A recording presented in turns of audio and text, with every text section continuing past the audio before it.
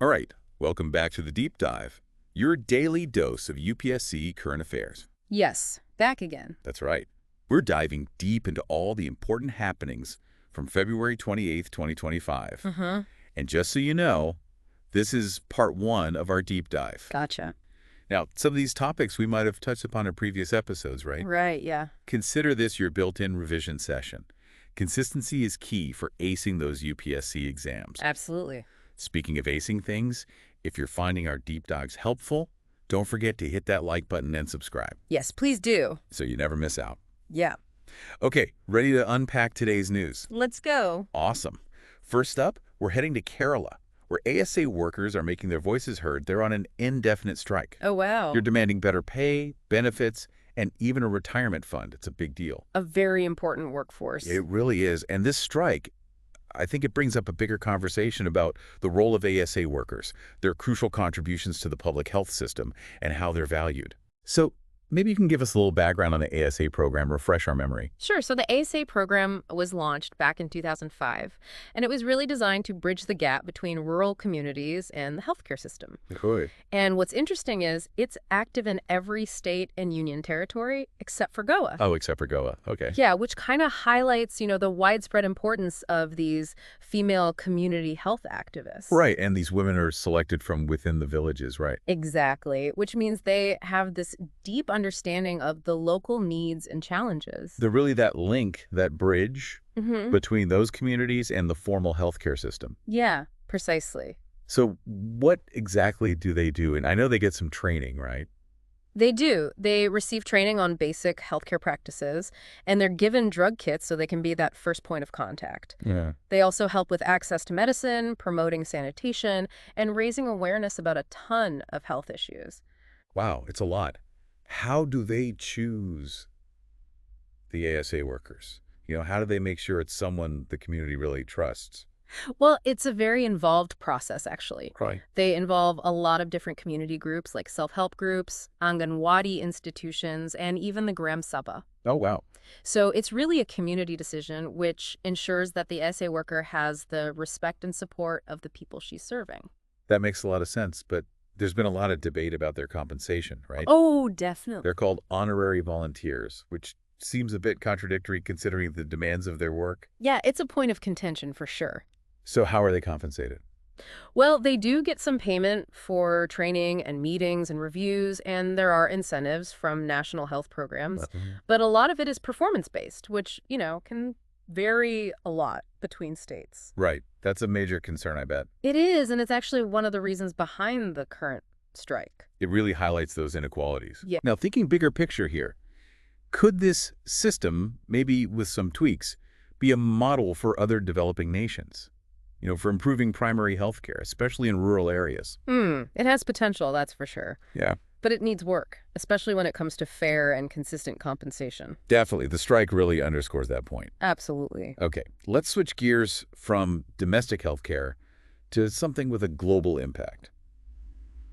The EU's Carbon Border Adjustment Mechanism, Ah, the CBAM. or CBAM for short. India has expressed some concerns about this mechanism, and I think it's important to understand why. Absolutely. It's a very complex issue. So can you break down the basics of the CBAM for us? Basically, it's a tariff aimed at products coming from countries that don't have carbon pricing that matches the EU's standards. Oh. And this mainly targets industries like steel, cement, and fertilizers. So if a country isn't doing enough to reduce emissions during production, their goods face an extra cost in the EU market. Precisely.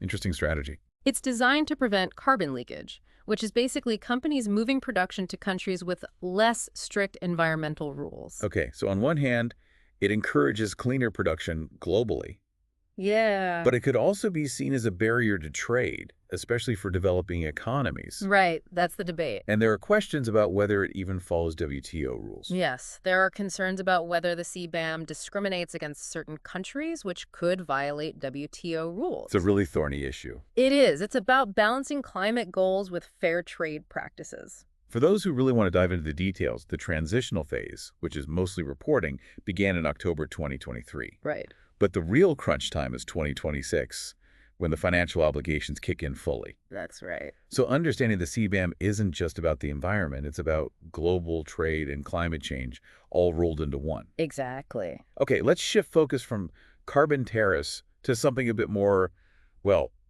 alarming. Unusual methane emissions have been detected from Mount Fentale in Ethiopia. Oh, wow. Methane, as we know, is a potent greenhouse gas, and this news has raised concerns about its potential effects on climate change. Definitely. Methane is a big concern.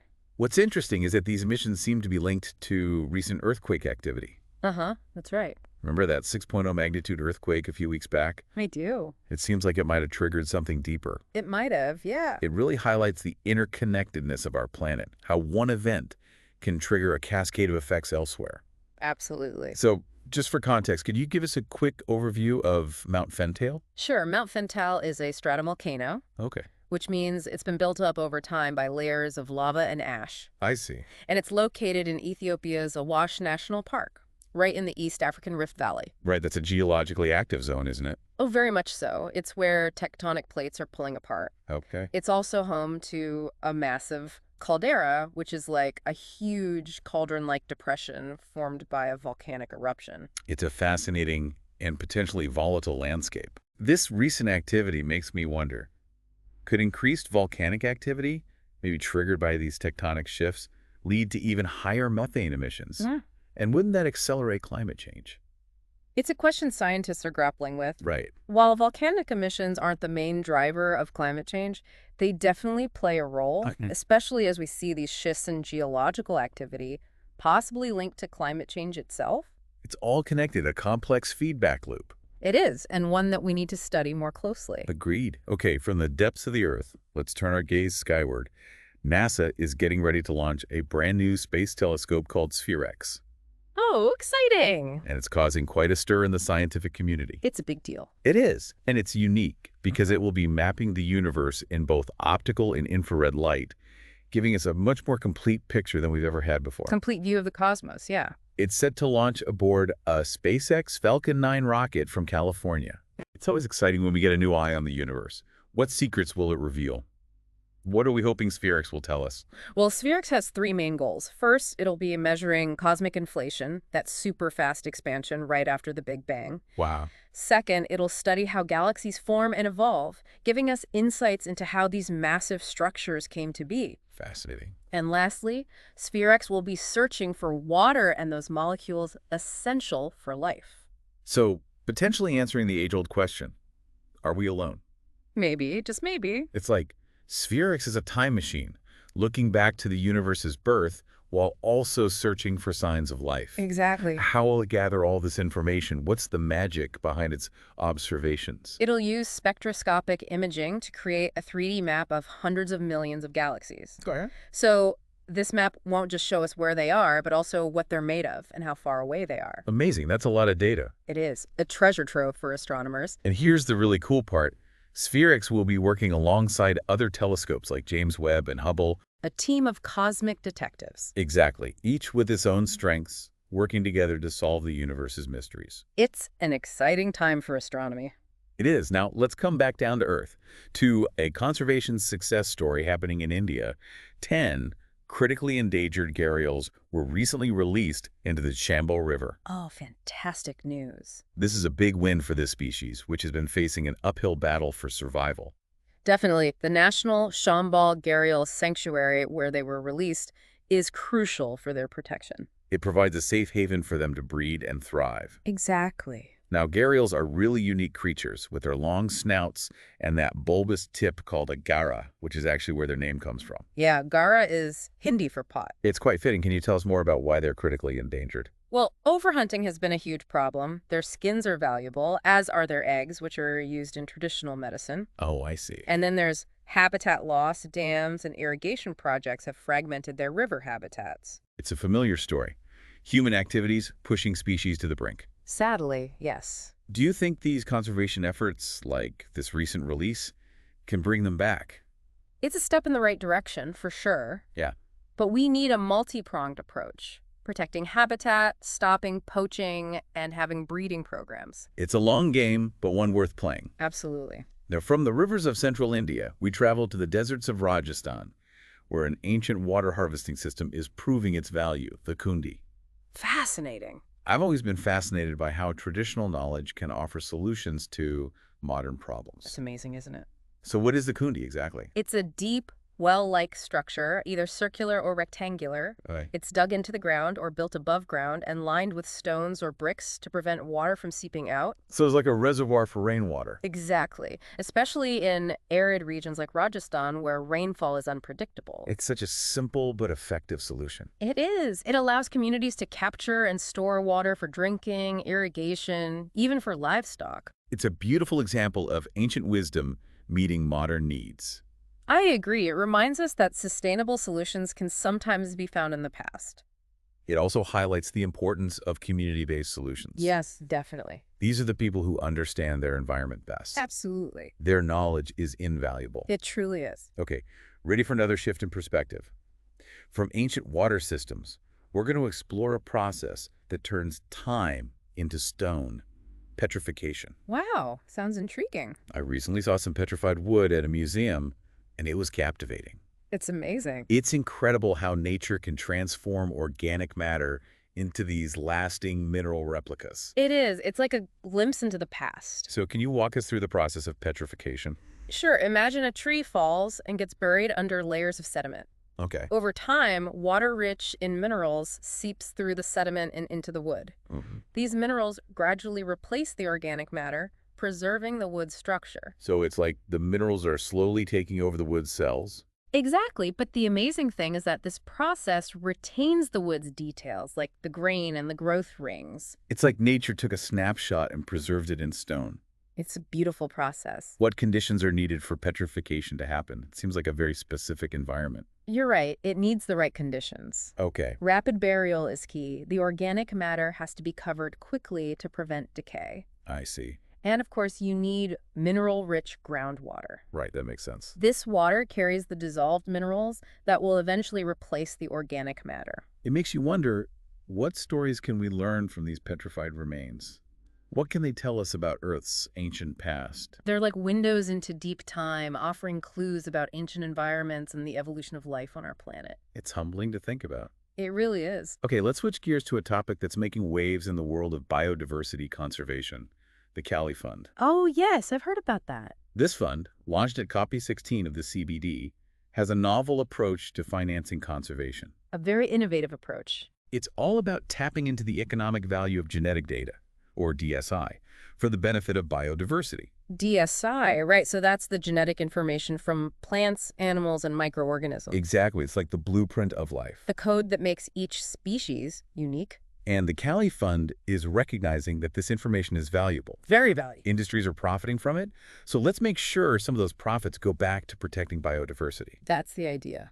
So how does it work? How does the Cali Fund plan to make this happen?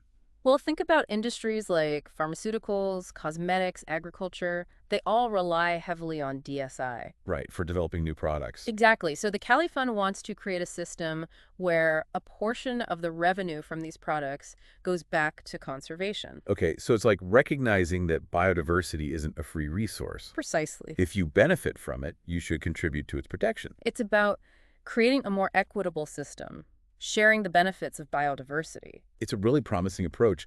What are some of the ways the Cali Fund will use these funds? Well, they'll support conservation projects around the world. Okay. They'll help developing countries implement their biodiversity action plans, and they'll fund research related to DSI, fostering innovation and conservation. That's fantastic. It's a comprehensive plan. It is. And there's one more aspect I find particularly noteworthy. Oh. The emphasis on supporting indigenous peoples and local communities. Yes, that's a key part of it. They've committed to dedicating at least 50% of the fund's resources to these groups. It's a recognition of their crucial role as stewards of biodiversity. Right. They have a deep connection to nature. They do, and their knowledge and practices are essential for effective conservation. It's a shift towards a more collaborative and equitable model, empowering those most connected to the land. Absolutely, a very positive development. Okay, ready for our final deep dive in this part? I am. Let's focus on a heartwarming story from Kerala, one that highlights the power of education to reach even the most marginalized communities. Sounds good. Have you heard about the Cholanaikkan tribe?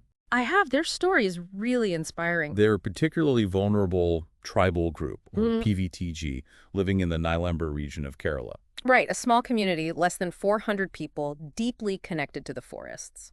And they have their own distinct language, which adds another layer of complexity when it comes to education. Yes, isolation and language barriers can be major challenges. So how are they ensuring that these children, especially those facing additional barriers, get access to education? Well, there's this young girl from the tribe who is bedridden, Oh, wow. and she was having a really hard time continuing her education. Understandably. So, the Samigra Shiksha Kerala program stepped in and developed 30 audiovisual texts in the Cholanaikkan language. They created personalized learning materials for her in her native language. Exactly. They wanted to make sure she could continue her education despite her circumstances. That's amazing. It's a true testament to their commitment to inclusive education. It is, ensuring no child is left behind.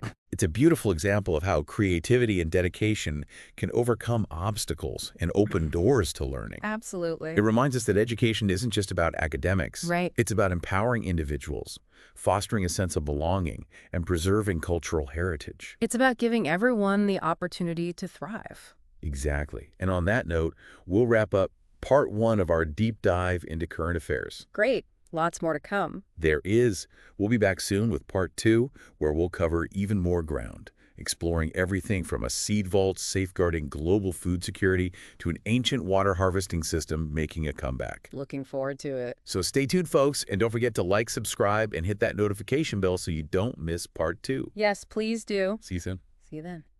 Back again for more. Ready for part 2. Absolutely. Let's dive right in. We covered some fascinating topics in part 1, Yeah, we did. but there's so much more to explore. Definitely. Let's talk about something that sounds like it's straight out of a sci-fi novel. Okay, I'm intrigued. The Svalbard Global Seed Vault. Oh, yeah, that's a cool It's this massive underground facility on a remote Norwegian island way up in the Arctic Circle. It's like a fortress for seeds. Exactly. And it's designed to safeguard the world's seeds. A global backup plan. Why go to such extremes? Why a seed vault? And why bury it deep inside a mountain in such a harsh environment? Well, it's all about preserving crop diversity, ensuring global food security. So it's like a safety net in case something catastrophic happens. Yeah, think about it. What if a natural disaster or a war or even climate change wiped out a major crop? That's a scary thought. It is. But that's where the seed vault comes in. It acts as a backup for seed banks around the world. So it's like a global insurance policy for our food supply. Precisely. A safeguard against the unthinkable. What kind of seeds are we talking about here? It's an incredibly diverse collection, representing thousands of varieties of crops from almost every country. Wow, that's amazing. You'll find everything from the staples like rice, wheat, and maize to rare and endangered varieties of fruits, vegetables, even medicinal plants. It's like a Noah's Ark for seeds, preserving the genetic heritage of humanity's agriculture. I like that analogy. It also raises a question, who owns these seeds? If they're stored in Norway, does Norway have control over them? That's a great question, and the answer is no. Okay. The ownership remains with the countries or organizations that deposited them. So Norway is just the caretaker. Exactly. The seed vault is a global commons for the benefit of all humankind. A symbol of international cooperation. Absolutely. Nations coming together to protect our shared agricultural future. It's a powerful message, especially in a world that often feels divided. It's a beacon of hope, a reminder that we can work together to address global challenges. Well said. Okay, from the icy landscapes of the Arctic, let's head back to India, where an age-old tradition is proving its worth. Oh, where I'm in this time. We're going to Rajasthan to explore the Kundi, a traditional rainwater harvesting system. Ah, the Kundi, a testament to the ingenuity of ancient wisdom. Exactly. They knew how to adapt to challenging environments, And their solutions are still relevant today.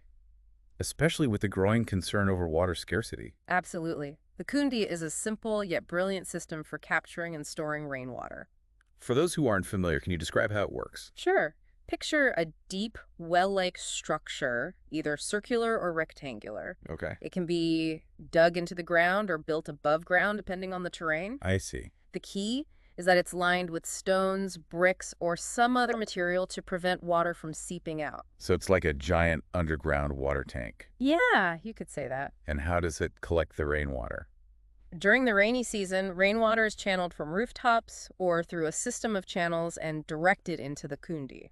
Clever. And then this stored water can be used for drinking, irrigation, all sorts of things. Exactly, providing a lifeline for communities in arid regions. It's amazing how such a simple structure can make such a big difference. It really is. The Kundi is a prime example of how traditional ecological knowledge can offer solutions to modern problems. We have so much to learn from the past. We do. Sometimes the most sustainable solutions lie in looking back. Okay, let's shift gears again this time to a process that's as fascinating as it is ancient: petrification. Oh, I love petrified wood. It's like holding a piece of history. It's incredible how nature can transform organic matter into these lasting mineral replicas. It's a true marvel. Can you walk us through the process? Sure. So imagine a tree falls and gets buried under layers of sediment, maybe in a riverbed or near a volcano. Okay. Over time, water that's rich in minerals seeps through those layers and into the pores of the wood. And gradually, those minerals start to replace the organic material, molecule by molecule. It's like a slow and steady invasion. But the amazing thing is that it preserves the wood's details. Yeah, you can still see the grain, the growth rings, everything. It's like a snapshot of that tree frozen in time. Perfectly preserved. But what kind of environment does this happen in? Well, rapid burial is crucial. The organic matter